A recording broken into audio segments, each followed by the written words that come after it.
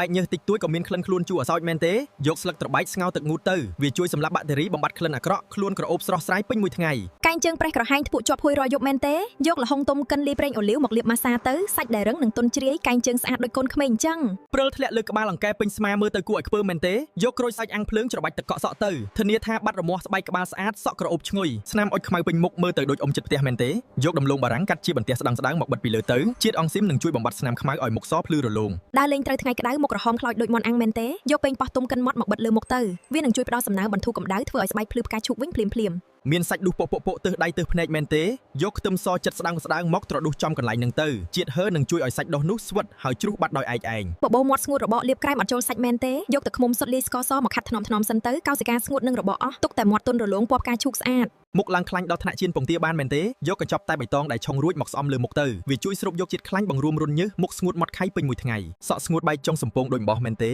យកប្រេងដូងត្រជាក់មកលាបចុងសក់ទុកចោលមុនកក់សិនទៅសក់នឹងទន់រលោងមានទម្ងន់រឹតតែក្រវីរឹតតែស្អាត